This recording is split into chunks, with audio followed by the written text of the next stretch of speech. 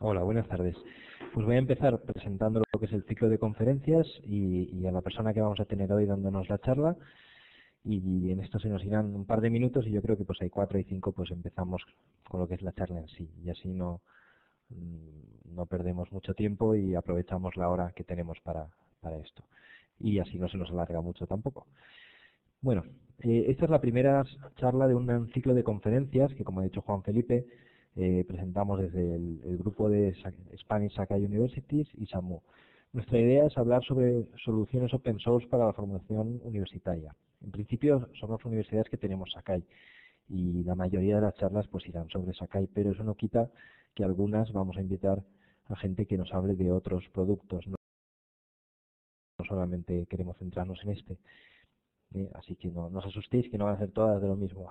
Haremos otro tipo de charlas, siempre posiblemente con un enfoque dirigido hacia el campus Sakai, sobre integraciones que hemos hecho de otros productos open source, etcétera, pero presentaremos más cosas. Esta es la primera que vamos a tener. Va a venir a hablar, bueno, va a venir, está aquí al lado mío, Raúl Mengot, de la Universidad Politécnica de Valencia. La Universidad Politécnica de Valencia implantó Sakai hace ya bastantes años y fue una de las pioneras aquí en Europa. Han realizado muchísimas labores de integración, de mejoras del propio Sakai, de personalización. Bueno, ahora lo veréis porque Raúl os lo va a explicar. Y yo creo que es muy interesante ver justamente el ejemplo de la Universidad Politécnica de Valencia porque es uno de los ejemplos de mayor actividad y mayor sacarle partido a todo lo que Sakai ofrece. Sin, sin, sin dar mucho más eh, introducción, solo deciros pues que habrá más charlas de estas. Cada mes tenemos previsto hacer una. Vamos a grabar la charla y la publicaremos en la página web también para los que se la hayan perdido, para que los que estéis aquí la disfrutéis una y otra vez. Todos los días os la ponéis por la mañana cuando os levantéis. Y las siguientes, pues como digo, son de otros temas, pero como Juan Felipe ha dicho, podéis mandarnos correos y decir qué os interesaría escuchar y con tiempo pues iremos preparando esas charlas sobre temas específicos que os interesen.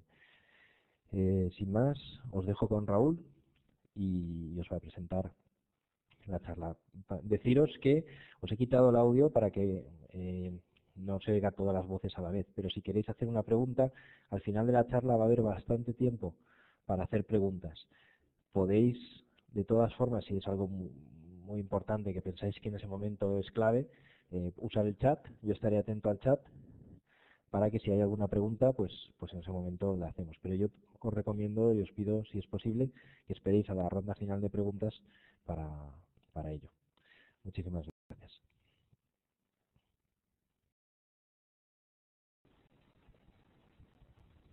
Hola a todos. ¿Me veis bien todos? Muy bien.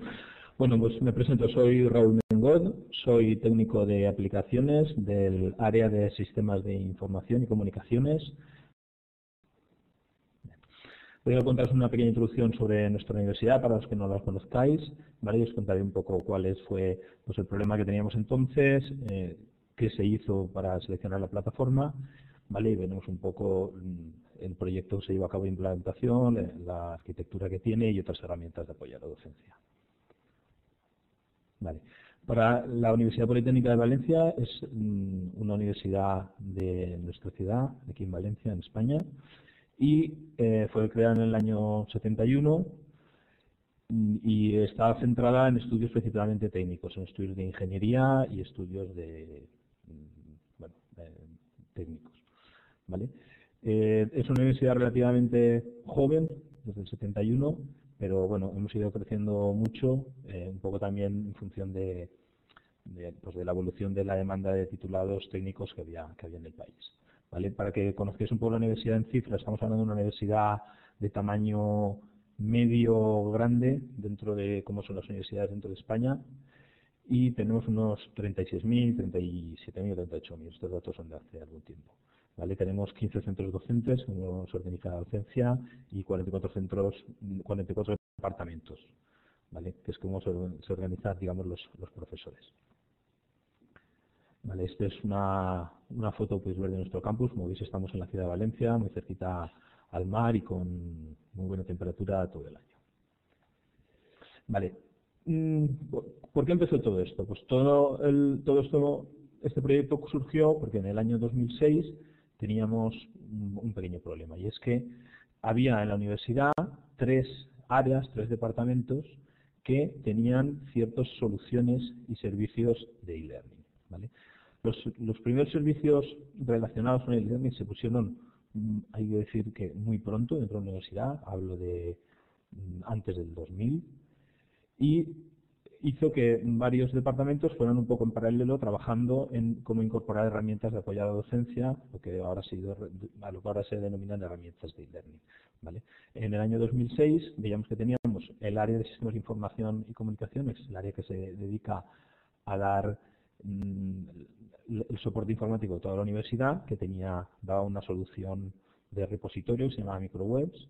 Teníamos la Universidad Politécnica Abierta, que era un centro especializado en docencia online, y teníamos el Centro de Formación de Posgrado, que en su día se encargaba de la docencia de posgraduados, ¿vale? ¿Qué pasaba con estos sistemas? Porque eran sistemas muy heterogéneos, ¿vale? En realidad, estas distintas áreas ofrecían servicios distintos, ¿vale?, dentro de la misma universidad, y tenían otra serie de problemas. Los problemas eran pues que, por ejemplo, tenían visibilidad y apariencia distinta, la gente tenía que aprender a manejar los tres sistemas. Cuando uno era cliente de los tres centros, pues tenía que aprender a manejar los tres sistemas, y se duplicaban también ciertos problemas para los usuarios, como es el de tener muchos logins distintos, ¿no?, uno en cada plataforma. Vale. Era necesario dar una visión unificada de las herramientas que tenía la universidad hacia el exterior. Para eso se pensó en una única plataforma para unificar el acceso, ¿vale?, unificar la apariencia y unificar los servicios que se ofrecían, ¿vale? Para ello, uno de los primeros pasos fue la reconvertir a la UPA en el CAU. No era necesario, la visión de que era necesario un centro especializado en docencia online fue cambiada por la universidad, y se pensó un poco que la docencia online tenía que ser ofertada a todos los profesores, a todos los cursos que daba la universidad, tanto fueran presenciales como no presenciales, y bueno, pues había varias áreas. Una eran las áreas del grado y posgrado, y otras son las áreas de formación permanente, que es un poco como se ha quedado ahora. Bien. ¿Qué pasó? Pues lo primero era indicar qué plataforma queríamos seleccionar, ¿vale? Para ello pensamos lo primero en qué requisitos buscábamos en la plataforma que queríamos implementar, ¿vale? Por aquel entonces ya estaba en boga el software abierto, ¿vale? Y pues se decidió que se quería buscar una plataforma que no fuera cerrada, sino que estuviera basada en software abierto, ¿vale? Debía de ser capaz de soportar un poco todas las actividades que veníamos realizando, tanto para docencia online como para apoyo a la docencia presencial, ¿vale? Tenía que ser capaz de soportar sobre todo el número de usuarios que teníamos en nuestra universidad. Por la experiencia que teníamos de la pequeña herramienta de repositorio que se ofertaba en las asignaturas, pues teníamos conciencia de que el volumen de uso ya en aquellos entonces de Internet para apoyar la docencia pues era muy grande, y entonces la herramienta tenía que ser capaz de soportar todos los usuarios que quisieran colaborar y participar de todas las asignaturas, ¿vale? Era necesario que la solución se integrara dentro de la infraestructura corporativa. No queríamos tener que formar nuevo personal, no teníamos que comprar nuevos equipos, sino queríamos que estuviera todo integrado dentro de lo que ya estábamos haciendo en los servicios de informática de la universidad, ¿vale? Y al mismo tiempo queríamos que fuera, bueno, los lenguajes de desarrollo pues estuvieran que ver con los que manejábamos en la universidad, y que fuera una plataforma estable, que estuviera madura y que tuviéramos cierto grado de soporte.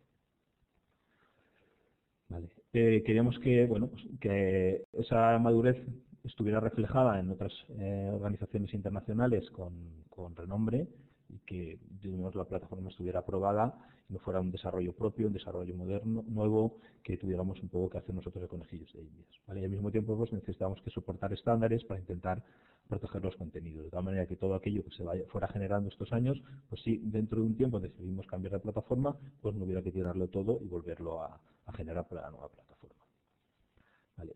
¿Qué candidatos buscamos?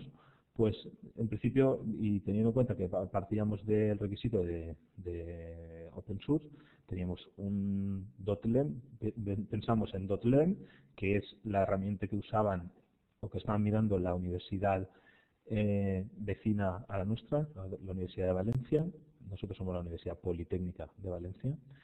Y también estuvimos mirando Moodle y Sakai, que eran las dos plataformas que tenían entonces como mayor visibilidad en el mundo libre, de software libre. ¿Vale?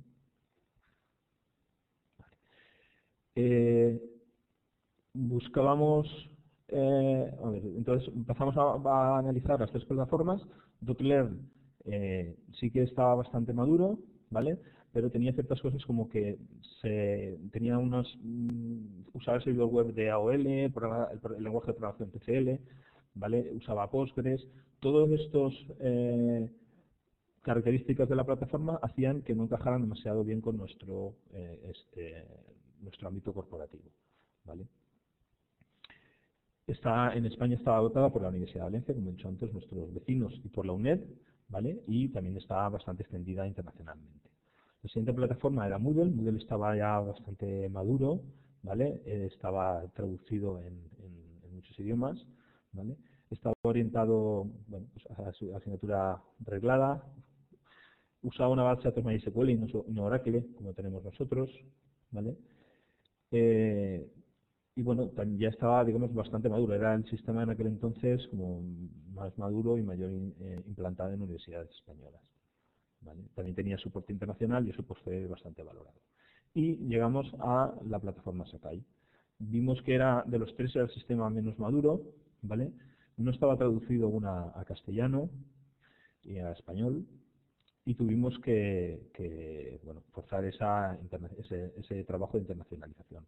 Además, en la zona donde nosotros vivimos, aquí en Valencia, pues es una zona bilingüe donde se habla castellano, español y catalán, al que se le denomina valenciano, y era necesario que la plataforma, por imperativos legales, fuera capaz de ofertar el interfaz de usuario en los dos idiomas oficiales, tanto en castellano como en valenciano. Y además, pues, dado un poco que la integración de España en Europa, pues también se pensó que como mínimo el inglés también debía de ser un idioma ofertable a los usuarios, ¿vale? Aunque en principio la plataforma era como más compleja, estaba hecha un poco por trozos y no estaba demasiado madura, sí que la plataforma encajaba mucho mejor que las otras dos en nuestro sistema de infraestructura corporativa. La plataforma era capaz de funcionar perfectamente en Oracle, no necesitábamos ni montar nuevos servidores, ni formar a los técnicos para trabajar con Oracle, ¿vale? Y era una plataforma que servía perfectamente sus funcionalidades por estar orientada tanto a docencia virtual como a trabajo colaborativo, ¿vale? En España lo peor era un poco el soporte. En España solamente estaba adoptado por la Universidad de Lleida y bueno, sí que tenía el soporte internacional que había detrás muchísimas universidades, sobre todo americanas, y bueno, y estaba, digamos, funcionando en universidades grandes y universidades importantes. Y eso al final fue un poco también garantía a la hora de tomar una decisión por Sakai, ¿vale? Este pequeño cuadro, así de una forma muy simple, resume los puntos que nos llevaron a elegirnos por Sakai, ¿vale? Aunque .learn sí que era compatible más o menos con infraestructuras, Moodle menos, la madurez de Sakai era menor, pero bueno, al final las posibilidades de la capacidad que vimos en Sakai, el movimiento en la propia organización Sakai, ¿no? En la propia fundación, vimos que fue muy fácil el colaborar con ellos para modificar la forma como se traducían los contenidos, etcétera. Vimos que era una herramienta que sí que tenía mucho futuro, ¿vale? Y, pues bueno, definitivamente decidimos poner Sakai en la universidad. Entonces empezamos un proyecto de cómo implantar Sakai dentro de la universidad, ¿vale? ¿Qué teníamos que hacer? Pues lo primero que había que hacer era que teníamos, digamos, clientes potenciales en cada una de las diferentes áreas que antes tenían su propia plataforma, ¿vale? Pues hubo que, bueno, pues, adaptar y hacer una forma de unificación de estos clientes de una manera que a la plataforma le llegaran de forma única, ¿vale? Y se realizaron muchos trabajos de adaptación de la plataforma, personalizaciones, integraciones, formación, etcétera, ¿vale? Entonces, lo primero fue la integración de datos, ¿vale? Se creó un repositorio, no sé si veis el ratón, ¿lo ven o no? Bueno, no se ve, ¿no? Bueno, pues en el centro aquí tenemos un repositorio central, que es el que alimenta... un segundito. Vale.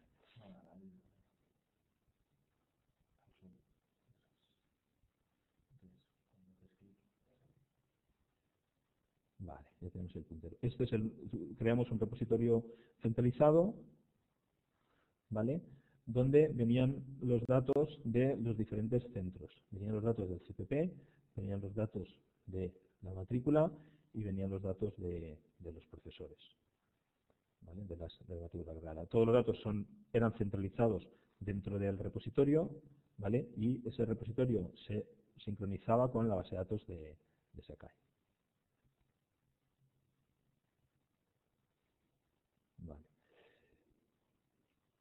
Este repositorio centralizado se hizo accesible mediante una API para que los diferentes servicios que proporcionaban los clientes pudieran cambiar los datos de estos mismos mediante un XML. ¿Vale? Esto nos ha servido muy bien porque después hemos podido extender el uso de Polyformat a otras áreas de una forma muy fácil. Simplemente tuvimos luego, por ejemplo, tenemos una relación que les dábamos, digamos, este soporte a For España, aquí en la factoría que tienen en Valencia, y bueno, pues ellos nos mandaban los alumnos y directamente en el XML, no tuvimos que hacer nada. Es una forma de centralizar y al mismo tiempo de permitir la extensión del uso de la plataforma entre los otros clientes nuestros, ¿vale? Esta adaptación de la plataforma pues nos hizo integrarla dentro de los servidores UPV, nos hizo personalizar, ¿vale? Personalizar la apariencia, eso fue fácil mediante los CSS, nos hizo integrar la autenticación que teníamos en la universidad dentro de la plataforma, nos hizo internacionalizar, o sea, traducir todos los contenidos, y al mismo tiempo se quiso integrar con otra serie de aplicaciones, ¿vale? Este es un ejemplo de la personalización que se hizo, o sea, todo el skin de Sakai a los colores corporativos, ¿vale? Justamente ahora hemos cambiado el estándar corporativo y estamos en trabajo de hacer un nuevo skin. Es un trabajo que hemos subcontratado a la empresa SAMU, que es la organizadora de las conferencias, y que bueno, nosotros estamos trabajando con ellos bastante bien y nos están dando un buen soporte. ¿Vale? La internacionalización, sí, se realizó un trabajo en la internacionalización. Como he dicho antes, el hándicap que tenemos aquí de que esto sea una zona bilingüe nos obligue a que todos los contenidos sean al menos en 2 o 3 lenguas, pues hace que tuviéramos que invertir mucho esfuerzo en esto, y de hecho desde siempre nuestra universidad ha trabajado en pro de la comunidad en mejorar siempre la internacionalización de la plataforma, ¿vale? En aquel momento vimos que el socio con el que teníamos que unirnos era la Universidad de Nagoya, en Japón, y bueno, pues nunca hubiéramos pensado que nuestros aliados en esto iban a ser los japoneses, pero la verdad es que nos ayudaron mucho, y gracias al empuje conjunto pues conseguimos que la plataforma fuera bastante más internacionalizada, ¿vale? Configuramos el acceso del single sign-on que teníamos. Nosotros tenemos un single sign-on propio, no es un CAS, ¿vale? Pero ya estaba muy extendido a la universidad. Entonces, bueno, pues fue más fácil adaptar Sakai a que usara el single sign-on que cambiar el single sign-on de la universidad. La integración con matrícula, ¿vale? Pues todos los datos que llegan a Sakai de los usuarios se hizo mediante un plugin del Course Management que se conecta con el repositorio. No accede de forma federada a cada uno de los orígenes de matrículas, sino que se accede a este repositorio centralizado que he explicado antes, que usamos para centralizar la información de los cursos que se quieren dar, ¿vale? Se integró también con el mail, se integró con noticias, bueno, se realizaron ciertos trabajos de integración. Unos trabajos son más integrables dentro de la plataforma y otros pues al final se integran de una forma como mucho más etérea, mucho más suave, más light, ¿no? Simplemente a lo mejor mediante el uso de iframes, etcétera, ¿vale? Además de los requisitos técnicos, pues unos requisitos importantes en lo que era la formación de los usuarios. Aprovechando que se había, digamos, cerrado el centro que se dedicaba solamente a la enseñanza online, que era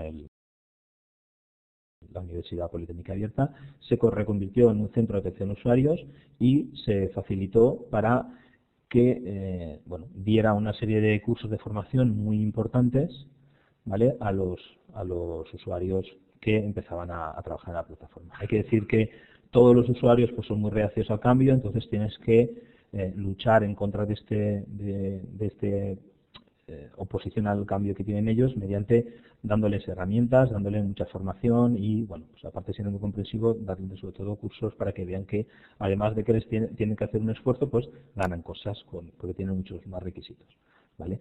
Como tema que se hizo, pues además de los cursos, digamos, normales, se hizo un curso dentro de Sakai, se utilizó la propia herramienta para dar formación sobre la propia herramienta. Entonces hizo un curso de zona de ayuda, donde aquí pues los profesores colaboraban y ellos mismos, al principio, todos acudían ahí a buscar información, pero luego se habilitaron foros y chats y los propios profesores se iban un poco respondiendo a las dudas entre ellos, ¿vale? Además se hizo toda una serie de cursos con presentaciones online, usando la herramienta Polimedia, que luego os contaré de qué va. Es una herramienta para hacer vídeos fácilmente que tenemos en la universidad. Vale. Y se estableció el centro de atención al usuario, ¿vale? Y se le hizo, se pasó de lo que era un pequeño helpdesk que teníamos a un centro de atención al usuario consistiendo en 3 niveles. El primer nivel era de atención primaria, después pasaba al segundo nivel, que fue cubierto con técnicos expertos en la herramienta, y si los técnicos expertos no son capaces de solucionar los problemas de los usuarios, pues se pasaba al nivel 3, está cubierto por los técnicos desarrolladores de la herramienta, los que fuimos los implementadores, ¿vale? Esto es un ejemplo, que lo que veis ahora, de cómo está organizado el centro de atención al usuario, con los 3 niveles. Las incidencias llegan desde cualquier tipo, pero se van centralizando todo siendo una herramienta de tickets. ¿Vale? Y al final, bueno, pues un poco el nivel del equipo que participó y que ahora está soportando la herramienta, pues es un poco esto que veis ahora. Tenemos la parte de atención al usuario con los operadores de nivel 1, no todos dedicados, y 3 técnicos en nivel 2. ¿Vale? Luego tenemos en la parte de los implementadores a un técnico superior y un analista, y tenemos un programador y dos becarios, ¿vale? Para el nivel volumen que tenemos, aunque parezca mucho, en realidad es muy poco, ¿vale? Digamos, este técnico superior es nuestra jornada completa y los 2 becarios son prácticamente testimoniales, ¿vale? Entonces, prácticamente con 2 técnicos de atención y 2 técnicos de desarrollo, ¿vale?, se consigue mantener la plataforma a un montón de usuarios. Estamos hablando de, pues eso, de casi 97.000 usuarios, ¿no? 10.000 sites, 28.000 asignaturas. Al final, una vez pones la herramienta en marcha, la gente ve que es muy útil y cada vez te va haciendo demanda, ya no solamente para las asignaturas regladas, las asignaturas de cursos oficiales, sino pues para cualquier asignatura de posgrado, cualquier curso, cualquier cursos de adaptación, etcétera. ¿Qué arquitectura decidimos poner en la plataforma? Pues la arquitectura que tenemos ahora es esta, que tenemos una base de datos Oracle en un clúster, ¿vale? Luego tenemos los servidores de aplicaciones en Tomcat con estas características, 4 gigas, y tenemos montado delante un balanceador, ¿vale? De tal manera que las peticiones llegan de los clientes al balanceador, y el balanceador es el que distribuye entre todos los servidores de aplicaciones. Cada servidor de aplicaciones tiene un Apache y un Tomcat montado, ¿vale? No estamos usando el Apache para hacer balanceo porque tenemos delante el balanceador hardware, ¿vale? Y luego por debajo tenemos un cliente para guardar, digamos, los recursos de NFS, para guardar los recursos, ¿vale? Separamos los recursos de tipo fichero en sistemas de ficheros y los recursos de base de datos en la base de datos Oracle, que es la que usamos habitualmente. Además de utilizar las propias herramientas de Sakai para apoyar a la docencia o para dar cursos online, pues se decidió utilizar la propia herramienta como un integrador de toda otra serie de herramientas que se tenían en la universidad, ¿vale? Entonces, al final tenemos todo un ramillete de herramientas, ¿vale? Que incluye Syllabus, incluye Melete para generación de contenidos. Unas de ellas están en Sakai, otras de ellas pues no están en Sakai. Unas están integradas con Sakai de una forma, digamos, muy acoplada, de una forma muy buena, y otras pues están integradas de una forma más ligera, simplemente a lo mejor mediante un link, usando iframes, ¿no? Esto hace que al final, bueno, pues tiene lo bueno que lo tienes todo dentro de la propia herramienta y los usuarios al final tienen un único punto de entrada, sobre todo cuando estás hablando desde el punto de vista de un profesor, todo lo que tiene que ver con la docencia lo tiene ahí metido, ¿vale? Sea generado por la propia herramienta o sea generado por otras herramientas de la universidad, ¿vale? Uno de estos proyectos de integración que tenemos es el proyecto Sakai Library. Esto viene de Sakai y esto al final lo que hace es integrar el Metalib Search Engine. Metalib es un buscador de recursos bibliográficos, ¿vale? Pues este servidor de recursos bibliográficos, que es algo externo a la herramienta Sakai, pero sí que tiene Sakai va preparado para conectarse directamente. Aquí el acoplamiento con Sakai es muy bueno y dentro de la opción de recursos de Sakai pues puedes acceder a todas las posibilidades que te ofrece el buscador Metalib Search Engine. Esto es un protocolo Xserver o algo así, no me acuerdo ahora muy bien cómo es, ¿vale? Bien, esto lo que se hace es eso, pues desde los recursos puedes acceder al Xserver y te sirven las fichas bibliográficas en SPX. Y todos, este polibuscador, ¿vale? Lo que hace es Sakai a través de la herramienta de... A ver si se me lo aquí. Aquí. Sakai tiene una herramienta de recursos, ¿vale? Esa herramienta de recursos a través del proyecto Sakai Library se conecta, es que no se ven las flechas, se conecta con los servidores, el servidor de Xserver, ¿vale? Que es un servidor de Metalib, ¿vale? Este es un producto comercial y este servidor lo que hace es que accede directamente a las bases de datos de los recursos bibliográficos, ya sean bases de datos propias de la universidad o catálogos externos de la universidad, catálogos externos de bases de datos. Vale. Otra integración que tenemos es el lado de Connect, ¿vale? El lado de Connect de la universidad se utilizaba como una herramienta independiente, ¿vale? Se utilizaba para videoconferencias, igual que la que estamos ahora teniendo, ¿vale? Y teníamos unos servidores con unas herramientas y una herramienta de reservas propia que nos vino heredada vino cedida por la Universidad Carlos III de Madrid, ¿vale?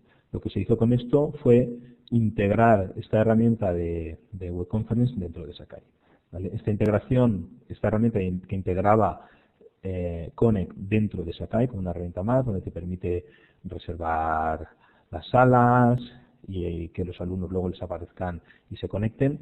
Esta herramienta fue un desarrollo conjunto de las 5 universidades españolas que tienen Sakai, ¿vale? Que se unieron para desarrollar esta herramienta que fue a su vez subcontratada a la empresa Samu. La cuestión es que de esta manera se está usando un producto externo, pero se tiene bien integrado dentro de la herramienta y pues al final se tiene una nueva tool dentro de Sakai que es la videoconferencia, y cuando tú metes un aviso de que va a haber una videoconferencia un día, pues les aparece en el calendario, se integra con estos, etcétera, etcétera. Este es un poco el ejemplo de cómo queda la herramienta de Connect, ¿vale? Además se integró con otras herramientas multimedia, ¿vale? Por ejemplo la herramienta Polimedia. La herramienta Polimedia es una herramienta que tenemos dentro de la universidad que permite la generación de una forma fácil y rápida de recursos de vídeo. Los profesores directamente se van a un estudio de grabación con un PowerPoint, y ahí directamente crean estas píldoras de vídeo que luego pueden reutilizar dentro de sus clases, ¿vale? Es un sistema que está formado por, es un software de código abierto, todo, es un hardware de capacidades semiprofesionales, ni siquiera son profesionales, y unos procedimientos de cómo hacer las cosas y de cómo distribuirlas. De esta manera se consigue la generación de vídeos con muy poco coste y con unos estudios de grabación que rondan, como precio rondan sobre los 10.000 euros, que para lo que es un estudio de grabación es muy, muy poquito. ¿Vale? Vale. ¿Qué ventajas tiene? Pues bueno, se consiguen producir muchísimos vídeos, ¿vale? Los resultados son muy rápidos porque no existe postproducción. Lo que se graba se queda grabado, la gente no necesitas casi experiencia para grabar y luego pues es muy fácil el grabarlo y es muy fácil reutilizarlo, ¿vale? Lo que sí que es importante pues es bueno, el forzar a los profesores a que digan, no, mira, es mejor que hagas 10 vídeos de 5 minutos que un vídeo de media hora. Entonces la gente, pues bueno, le das estas píldoras de vídeo dentro, se integran dentro de los cursos, se utilizan como he dicho antes para la propia formación de la herramienta, etcétera, etcétera. ¿Vale?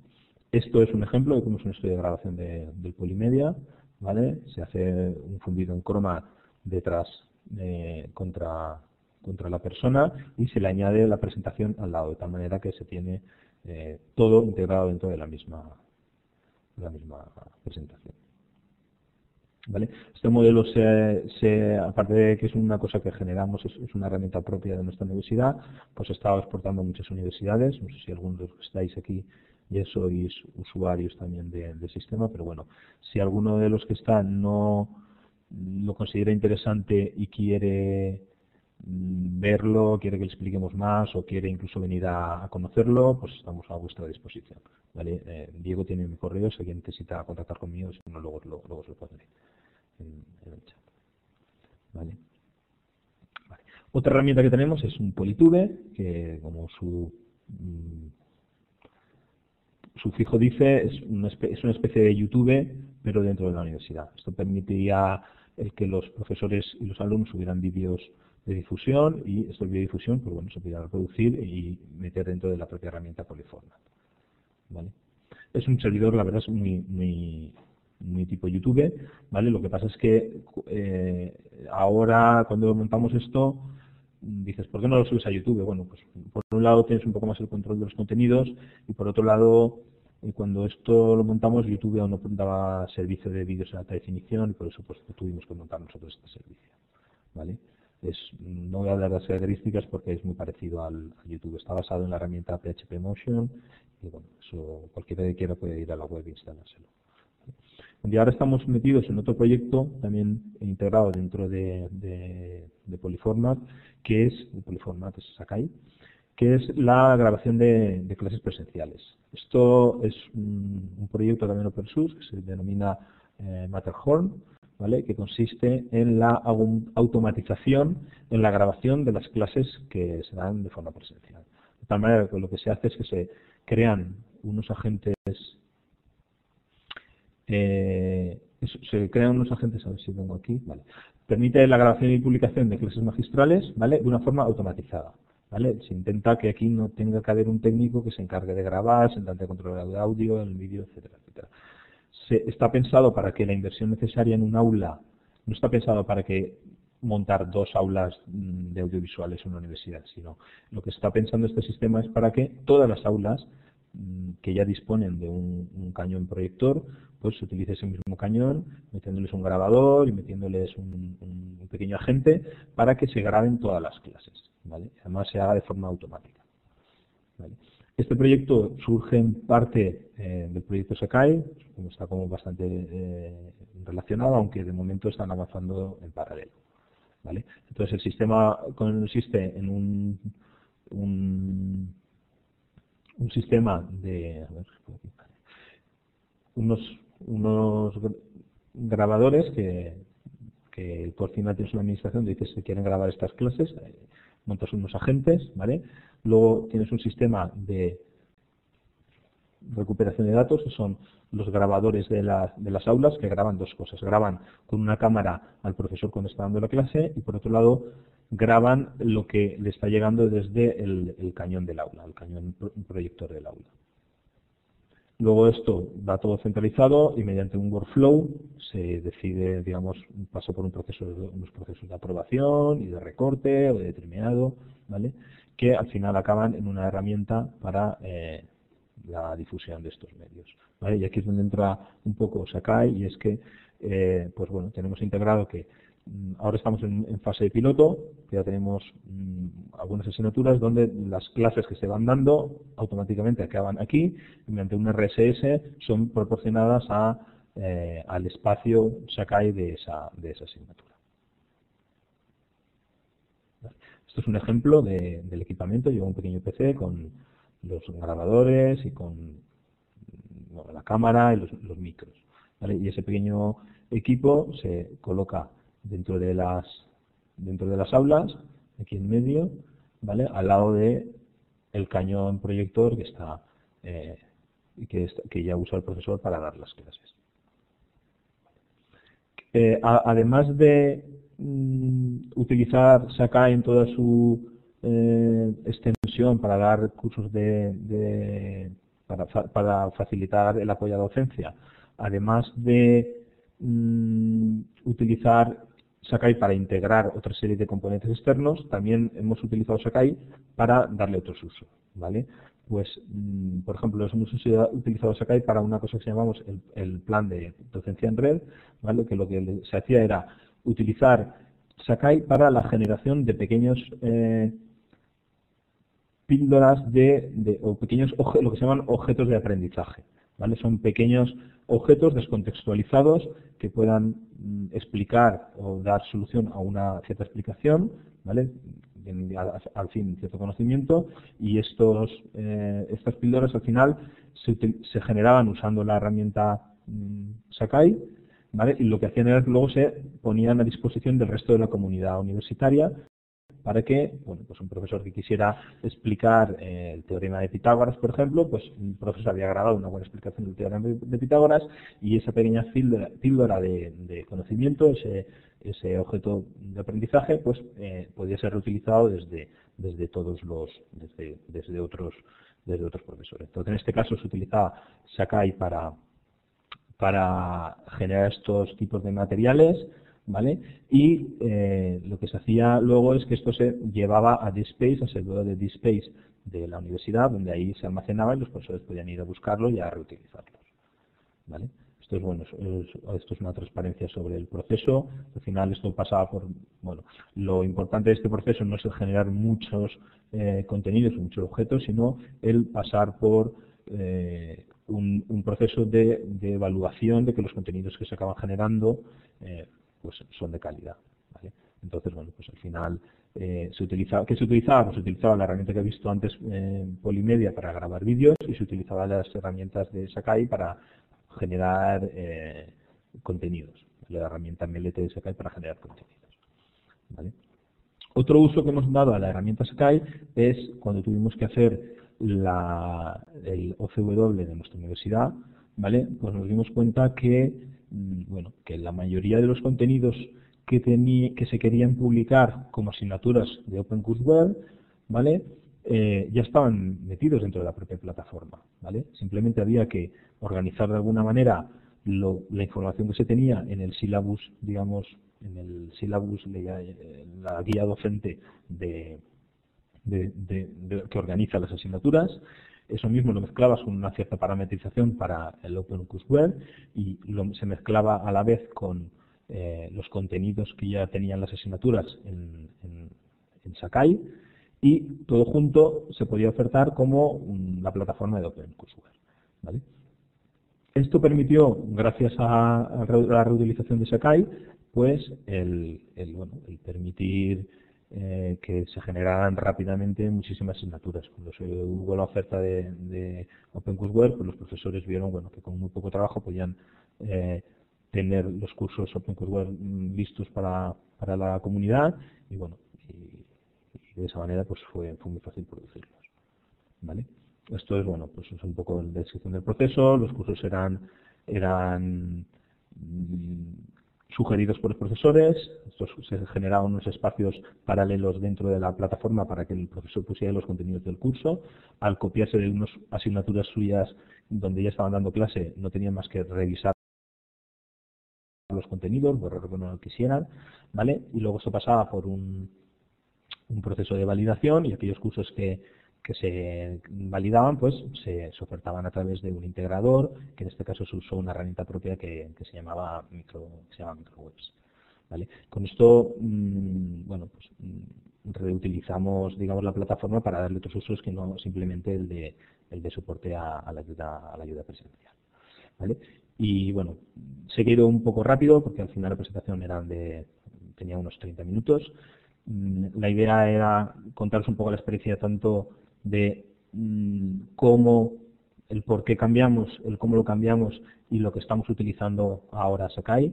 Y bueno, os dejo ahora turno para que preguntéis. Yo creo que al final puede ser más interesante. Podemos volver atrás en cualquiera de las transparencias que habéis visto y puedo centrarme o repetir o contaros en más profundidad algunas de las dudas o de las cosas que queráis saber sobre la implementación de Sakai, ¿no? De todas maneras, antes de acabar, sí que me gustaría aquellos que estuvieran interesados en poner en marcha una plataforma de enseñanza, ¿vale? Pues que valoren la experiencia de la gente que pueden tener alrededor. O sea, cuando nosotros empezamos, aquí éramos Diego, participó en el equipo entonces de implementación y bueno, y éramos, digamos, estábamos solos ante el mundo, no teníamos a los americanos en otro lado, pues escribíos algún correo, pero no teníamos ninguna empresa ni nadie con la experiencia suficiente como para dar ese soporte, ¿vale? Eso hizo que aprendiéramos mucho por un lado, es lo bueno que tiene, pero también hizo que cometiéramos muchos errores. Entonces, yo a cualquiera que decida implementar ahora un Sakai para su institución, sí que le sugeriría que se buscara un partner con experiencia. Pues al final el coste de pagar un partner se ahorra con creces en sufrimiento, en salud, que decimos, ¿no? Se ahorra en salud por los sufrimientos y los problemas que te evitas. ¿Vale? Pues nada, no sé cómo. Muchas gracias a todos. Pues muchas gracias, Raúl, además por la publicidad que nos ha hecho a Samu. De la lista de gente que veo conectada, muchos os conozco, incluso hay algunos que justamente están haciendo eso que dice Samu.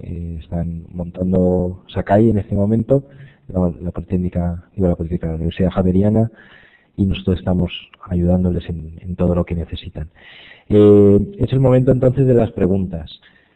Podéis preguntar por el chat, yo iré moderando y preguntándole a Raúl. Y si también, yo creo que lo mejor es por el chat, pero bueno, si queréis hablar, podéis darle a levantar la manita y os habilito el audio, lo que prefiráis. Yo estoy atento a las dos cosas.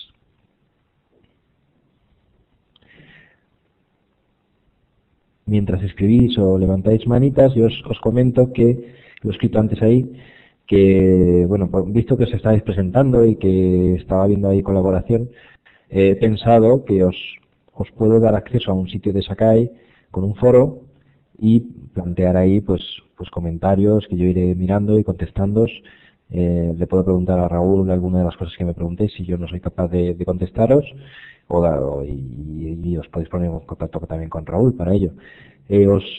Como no quiero daros a todos de alta sin pediros permiso, os escribiré un correo para solicitaros ese permiso.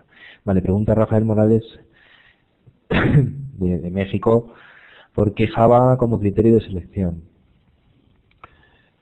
No sé, tengo el micro activo. Sí. Vale, no, el por qué Java como criterio de selección era porque al final la gente que trabajamos en Sakai no es gente nueva que llega para poner en marcha esto. Dentro del servicio de informática nuestro, pues se desarrollan muchas aplicaciones y una de las tareas que se nos recomendó fue la de selección y puesta en marcha de la plataforma, ¿vale? Entonces, aunque la decisión, digamos, corporativa no debe ser la de elegir una herramienta u otra por la tecnología, pero sí que pesó bastante la tecnología. Pesó la tecnología porque si éramos desconocedores de la propia herramienta, al menos sí que éramos expertos en las tecnologías subyacentes en esa herramienta, ¿vale? Entonces, bueno, pues pesó que teníamos una base de datos Oracle, teníamos administradores de Oracle muy expertos, ¿vale? Que, bueno, pues nos facilitaban, digamos, ya el tener todo eso solucionado. Y también teníamos desarrolladores Java, ¿vale? Entonces, por ejemplo, pues nosotros no desarrollamos en el entorno Microsoft, .NET, ¿no? Pues hubiéramos elegido una herramienta en .NET o en PHP, pues a lo mejor PHP hubiéramos podido adaptarnos, ¿no? Pero se decidió un poco que cumpliera, ¿no? No es que Java pesara mucho en la selección, pero bueno, sí que fue también, tuvo su punto. ¿Alguna pregunta? Yo, Lima, te he dado audio, a ver si puedes hablar y preguntarnos. Buenos días, mucho gusto, mi nombre es Yolima Hurtado, estoy en Bogotá, Colombia, hago parte del Centro Ático de la Pontificia Universidad Javeriana. Se te oye muy bajito, Raúl, muy muchas bajito, no sé gracias. si alguien más te oye, pero nosotros desde aquí no. Ok, ¿ahí mejor? ¿Mejor ahí? Yo lo digo bien, yo lo digo. Yo sí.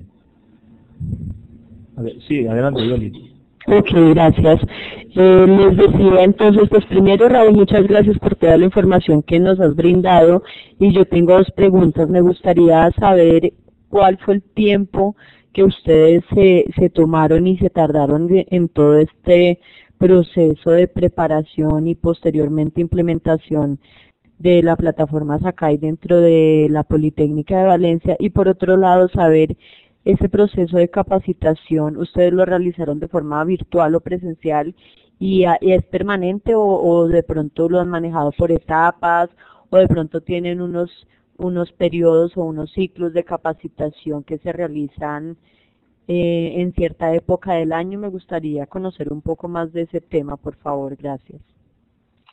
Vale, pues lo primero es, la primera pregunta que va sobre el tiempo, ¿no? El tiempo... Vale. El tiempo, nosotros empezamos a trabajar con una perspectiva temporal de 18 meses para la puesta en marcha de la plataforma, ¿vale?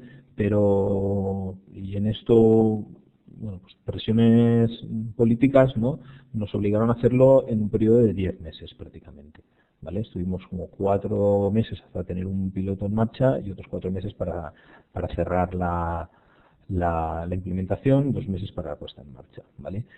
Si me preguntáis si recomendaría que hicierais que lo hicierais en 10 meses, pues os digo que yo ahora no lo volvería a repetir, ¿vale? De pasar una perspectiva temporal de 18 meses a los 10 meses que le hicimos, pues hizo que cuando la pusimos en marcha tuvimos muchos problemas, ¿vale? ¿Cómo reducir el tiempo de implementación si realmente no tienes ese tiempo, ¿no? Pues lo tienes que solucionar, como hablaba antes, con un partner. O sea, nosotros partíamos de cero y tuvimos que empezar a aprender todo de Sakai, y eso al final pues costó su tiempo. Además de eso tienes los problemas de integración con tu infraestructura, bueno, todos los pasos que dimos, ¿vale? Si lo quieres hacer en menos, pues bueno, pues hoy por hoy, por ejemplo, pues toda la parte tecnológica, si tuviéramos que hacerlo, toda la parte tecnológica la confiaríamos en el partner, y toda la parte de integración con los sistemas universitarios la desarrollaríamos nosotros, y se podrían acortar mucho los tiempos de desarrollo, ¿vale? Sobre la segunda pregunta, la capacitación, fue muy importante el tener, por un lado, el centro de atención al usuario que empezó a solucionar las incidencias, ¿vale? Por otro lado, el tener la formación de los profesores. La formación de los profesores era, como he dicho, hubo 3 caminos, que eran: el primero era un espacio colaborativo para que ellos se pudieran intentar solucionar las preguntas, con una documentación escrita para que ellos pudieran ver lo que les llegaba, ¿vale? O sea, que ellos pudieran ver un poco cómo funcionaba la herramienta, pudieran leer un poco sobre la herramienta antes de empezar a usarla. Ayudó mucho que esta documentación, además de estar de forma escrita tipo libro, también estuviera con los vídeos, los polimedias, ¿vale? De tal manera que, bueno, y además estos polimedias los hicimos en 2 secciones, uno para orientado a los alumnos y otro orientada a los profesores que usaban como diferentes perfiles las la herramienta la usaban de diferentes maneras, ¿vale? Y además hicimos que fueran profesores que contaran cómo se utiliza la herramienta a los profesores y que fueran alumnos los que contaban cómo se utiliza la herramienta a los alumnos, ¿vale? Y además de todo esto, hubo una serie de cursos presenciales, ¿vale? A través del centro de la universidad que se encarga de la formación de los profesores, se llama el Instituto de Ciencias de la Educación, que lo que hizo fue establecer una serie de cursos donde los profesores iban apuntando y se hicieron como, no sé si, no tengo aquí los datos, no, le quitas la transparencia porque había muchos, pero se hicieron, no sé, a lo mejor se fueron 40 tandas de cursos, y lo que se hizo al principio es que se hacían cursos como muy generalistas, ¿vale? Para manejo de toda la herramienta, y muchísimos más cursos. Conforme fue pasando el tiempo, esos cursos fueron reduciéndose y haciéndose cada vez menos, y se empezaron a hacer cursos especializados. Se hicieron cursos especializados en la herramienta de exámenes, se hicieron cursos especiales en la herramienta de autor de contenidos, en las herramientas de comunicaciones, ¿vale? Y si esto se sigue haciendo ahora gradualmente, pues la verdad es que ahora no se hacen ya. Durante los 2-3 primeros años sí que lo estuvimos haciendo, pero ahora ya, digamos que los profesores prácticamente todos han pasado por esta capacitación y han aprendido a utilizar la herramienta, y los nuevos llegan y sus propios compañeros son los que les enseñan. O sea que ahora, por ejemplo, eso se hizo durante un ciclo y ahora no se dan más cursos sobre la herramienta.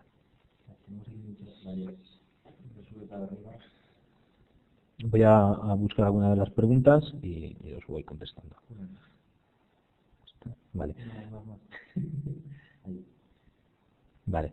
Leo Sala, ¿vale? Que dice: hola, antes que nada, gracias por compartir las experiencias, por la oportunidad de preguntar. Quisiera saber si tienen algunas evidencias de mejora del aprendizaje con estas herramientas, ¿vale? Pues evidencias no tenemos, ¿vale? No sabemos no hemos hecho un análisis estadístico si nuestros alumnos sacan ahora mejores notas que sacaban antes, ¿vale? Pero sí que es verdad que se ha producido un poco un cambio en la tendencia a cómo la gente decide estudiar, ¿vale? Esto es algo que viene un poco provocado por el cambio de la tendencia de la vida, ¿no? Ahora todos vivimos un poco más con el mundo digital delante, ¿no? Sobre todo desde que han aparecido los móviles, pero el primer paso para el cambio del mundo analógico al mundo digital fue un poco, al menos en la enseñanza, fue un poco ¿vale? Una de las ventajas es que los alumnos, y del porqué, digamos, del triunfo de la herramienta, es que la herramienta se ponía a todos los profesores. Había profesores que la utilizaban y profesores que no la utilizaban, pero al final son los propios alumnos los que forzaban a todos los profesores a utilizarla, ¿no? Y les decían, bueno, a un profesor, ¿y tú por qué no haces las cosas como lo hace este otro y lo subes aquí, los contenidos? ¿Y por qué no, en vez de dejar las fotocopias en la sala de fotocopias, la suben los contenidos aquí, subes el PowerPoint, nosotros no lo fotocopiaremos, ¿no? Entonces, digamos que en eso sí consideramos es un éxito, aparte de que, bueno, de que la herramienta ha ido evolucionando el número de espacios, el número de contenidos que se cuelgan a más, ¿vale? Sí que la gente prácticamente se ha convertido en una herramienta fundamental, ¿no? Y no solo para las asignaturas regladas o para los cursos online, sino para otra serie de cursos, ¿no? Otra serie de grupos colaborativos o encuentros, por ejemplo, las delegaciones de alumnos, que son, aquí se llama delegación alumna, la Student Union, lo que se llama Student Union, pues ellos han decidido montar, ¿no? Y se montan grupos para másteres y para, ¿no? Entonces, no tenemos una evidencia numérica de que se haya mejorado la docencia, pero sí que el propio uso de ella nos hace ver que la gente está bastante contenta, ¿vale? Y los principios no fueron fáciles, ¿eh? Yo ahí no quiero engañar a nadie. El cambio de forma de utilizar y la forma de enseñanza, tuvimos muchas críticas por parte de todos, pero al final, poco a poco, todos han ido entrando a utilizarlo y ahora están bastante contentos. Como sobre la participación de los estudiantes, pues yo sin saberlo ya lo he contestado más. Aquí una pregunta que dice Nelson Cáceres de cómo ha ido la participación de los estudiantes, ¿vale? Pues han sido, digamos, los mayores aliados junto con los técnicos, ¿vale? Por lo que he dicho. Eran los que obligaban a los profesores a que utilizaran la herramienta, ¿vale? Y por parte de los docentes, Diego Torres pregunta que cómo ha sido por parte de los docentes la adaptación a la nueva herramienta, pues ha sido más complicada, ¿vale? Yo he de decir que en nuestra universidad, parte de que eran todos estudios técnicos, me refiero a que hay muchísimos ingenieros, arquitectos, y pensando que tiene una formación más técnica, les iba a ser más fácil adaptarse al uso de las nuevas tecnologías, pero les costó bastante, ¿vale? Les costó bastante y bueno, pues no se les daba una ayuda personalizada, pero de que ellos, digamos, se abstruyeran de lo que era utilizar la herramienta, ¿vale? Pero sí que se les intentaba ayudar en lo que se podía a través del centro de atención a usuarios, pero desde luego no se les hacía el trabajo, ¿vale? Ellos han tenido los que han tenido que aprender. Y esto es bueno y es malo. Es bueno porque al final ellos sí que aprenden, y es malo porque a veces unos lo hacen las cosas de una manera y otros lo hacen de otra. Entonces, bueno, pues el uso de la herramienta en unos casos se usa mucho una serie de cosas, y en otros, digamos, tipos de estudios se usan otras distintas, ¿no? ¿Qué más tengo por aquí? El costo total de la implantación de la plataforma educativa. Uf, no lo sé. Lo siento, pero no lo sé. Nosotros éramos tres técnicos tres técnicos, digamos, de ingeniero de software y dos técnicos entre soporte a usuarios durante casi los 10-12 meses, más luego el proceso de puesta en marcha. Y luego tienes que sumarle coste de servidores, etcétera, etcétera. No sabría decirlo. Eso lo mejor es que pues, pides presupuesto a SAMU y mucho más fácil. Con un solo número os lo dicen. Os puedo contestar yo un poco sobre los precios, aunque eso... os puedo contar los precios de la parte que nos contratan a nosotros. Hay que tener en cuenta que cuando montas una plataforma así, hay que contabilizar para vosotros también la parte del personal que vais a tener y las horas de trabajo que hacéis vosotros. Nosotros, una implantación de una plataforma es muy variable, ¿vale? Porque ahí, según si hacemos lo que os ha enseñado Raúl, que han hecho en el Politécnico, pues el presupuesto se puede ir a $200.000 o más. Si hacemos algo básico y normal, pues está del orden de $10.000, 15.000, y una cosa intermedia entre lo básico y lo que ha presentado Raúl, pues una plataforma con integración con el sistema de alumnado, con integración con la matriculación, integración con videoconferencia, 2 o 3 cosas más, personalizada, configurada, pues ahí nos estamos yendo a $30.000, $40.000. Podría ser el coste nuestro. Luego hay que tener en cuenta vuestra parte. Si lo comparáis con otros costes de Blackboard, etcétera, pues a lo mejor el primer año os sale más o menos igual, pero hay que tener en cuenta que no implantas Sakai todos los años. Una vez lo tienes implantado, el mantenimiento sí que es mucho menor. Y sigue Raúl. Bueno, pues tengo una pregunta de Rafael Morales que dice: nosotros, la Universidad de Guadalajara, hemos experimentado problemas serios para tener personal que conozca Java, ¿vale? Y pueda entender y modificar aplicaciones web complejas como Sakai. Es mucho más fácil encontrar desarrolladores en PHP, obviamente para Moodle, y esto dificulta la implantación de Sakai. Los programadores experimentados en Java encuentran trabajo fuera de la universidad mucho mejor pagado y se van. Pues nosotros en aquel momento, digamos que el parque un poco tecnológico de la gente que buscaba trabajo era similar. Era lo mismo PHP que Java. En aquel momento no fue problemas. Ahora, sí que es verdad que ahora es mucho más fácil encontrar PHP, pero bueno, también ahora en estos momentos con la situación económica en crisis encuentras gente sin problemas. Y a nosotros no se nos va, ¿no? Nosotros el problema que comenta no lo tenemos.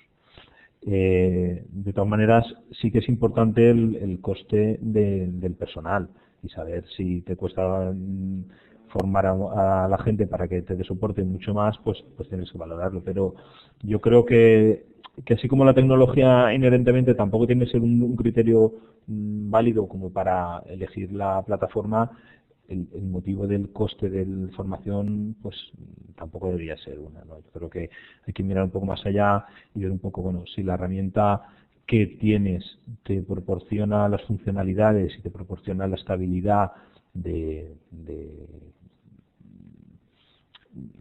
dar ese servicio a tu comunidad universitaria, pues bueno, adelante, ¿no?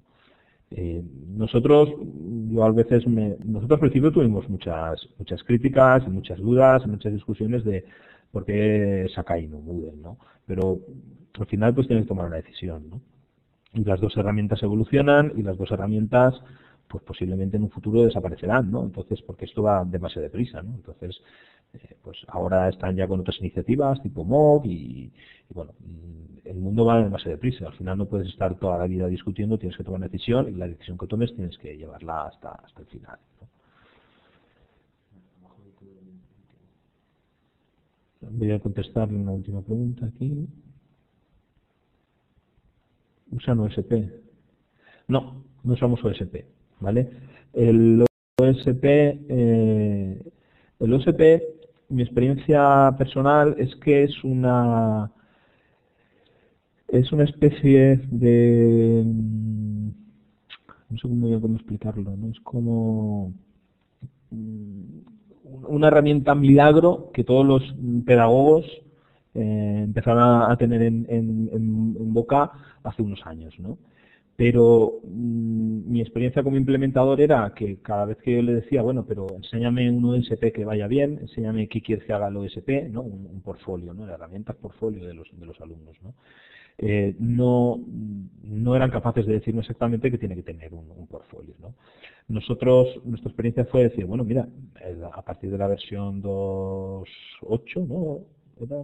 La 2.8, sí que teníamos un OSP dentro de Sakai, lo pusimos a evaluarlo para que los pedagogos y algunos profesores lo evaluaran y al final no lo usaron. No sabemos si porque aún no saben muy bien qué quieren que haga el OSP o porque realmente no les parece adecuado el OSP que tiene Sakai. Pero nosotros, en este caso, en nuestra universidad, no nos hemos ni negado ni forzado que se usara el portfolio de Sakai. Simplemente no nos han llegado a comunicar un poco qué esperan de ese portfolio, ¿no? Por eso al final tuvimos en prueba el OSP, pero no hemos llegado a utilizarlo.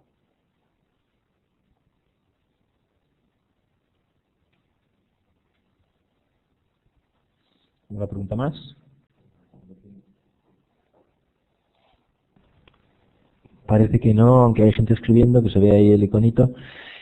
Mientras tanto, pues deciros que, bueno, que os voy a ceder ese acceso que decía a Sakai. Ahora hay otra pregunta que contestamos. Y por ahí, por correo a Juan Felipe, que es el que os ha mandado toda la información, a mí, si no tenéis mi correo, os lo mandaré y yo le puedo hacer llegar las preguntas a Raúl. No sé si él querrá daros el correo a todos, pero vamos, si no hay problema yo se lo preguntaré y os lo envío si es necesario. O mira, lo está poniendo ahora en el chat. Entonces, todas las preguntas que no dé tiempo ahora, pues, o que se os ocurran después, pues las enviáis. Ahí está el correo. Han preguntado antes si podía explicar el proceso de producción de OCW de Sky. Sí, lo voy a contar porque es muy fácil. Mira, nosotros tenemos la mayoría de los la mayoría de la información, o sea, ¿qué se quería publicitar en el OCW? En el OCW. En el OCW se da información sobre la asignatura, ¿vale? Información sobre los contenidos y las metodologías para enseñar la asignatura, ¿vale? Y luego se dan una serie de recursos a disposición de la asignatura, ¿no? Los contenidos docentes, ¿vale? Entonces, lo que se hizo es que se reutilizó. Nosotros tenemos una herramienta de syllabus, nosotros le llamamos guía docente, ¿vale? Donde se explica pues los objetivos de la asignatura, se explica la metodología docente que se sigue, se explica un poco todo el índice del temario que debe llevar, ¿vale? Entonces, esa información ya estaba metida en base de datos. Lo que no queríamos era volver a escribir esa información en un site de OpenCourseware, ¿vale? Y por otro lado, se tenían los contenidos que los profesores querían ofrecer en sus cursos de OpenCourseware son los mismos que tenían en sus asignaturas. Y en sus asignaturas lo tenían dentro de un site de Sakai, ¿vale? Entonces lo que hicimos es, un profesor tenía una asignatura que se llamaba álgebra y lo tenían en un espacio de asignatura que se llamaba álgebra. Lo que hicimos es, cuando ellos lo solicitaban, eso se registraba en el centro de atención de usuario, aquí lo tengo. El profesor decía que quería participar en el OpenCourseware y generar un espacio de libre distribución. ¿vale? Lo daba de alta, avisaba al centro de atención usuario, ¿vale? El centro de atención usuario lo daba de alta en una base de datos, ¿vale? En aquel momento lo que se hacía es que se generaba una copia del espacio de la asignatura del profesor mediante un script, ¿vale? Se cogía los espacios que se tenían de sus asignaturas y mediante un script basándose en esta configuración se copiaba a un espacio OCW, ¿vale? El profesor editaba el espacio OCW decidiendo pues, si tenía contenidos que no eran suyos, pues los borraba. Que quería añadir otros contenidos, lo ponía, ¿vale? Y luego, toda esta información que estaba dentro de Sakai, más la información que teníamos en la base de datos del syllabus, ¿vale? Junto con la configuración del espacio W, todo se juntó utilizando una herramienta que tenemos que se llama Microweb, donde se le mostraba en la parte izquierda las asignaturas y el menú de las diferentes información que contenía el espacio OpenCourseware, ¿vale? Entonces, según la información que fuera, si era una información que venía de la base de datos del syllabus, se mostraba una página que te lo presentaba. Si eran la lista de contenidos del espacio de Sakai, pues se le mostraba los contenidos del espacio de Sakai. Se le embebía la herramienta de contenidos de Sakai directamente del OpenCourseware, ¿vale? Esto está disponible en el OpenCourseware ocw.upv.es, podéis entrar y verlo sin ningún problema, ¿vale? Al final nos evitaba tener que teclear contenidos, evitaba tener que gestionar otra plataforma para OpenCourseware y ya está, ¿no? Lo único es que hubo que hacer una pequeña adaptación solamente en nuestra herramienta de Microwebs, pues para que fuera capaz de integrar todas estas piezas. Muy bien, pues muchas gracias a todos.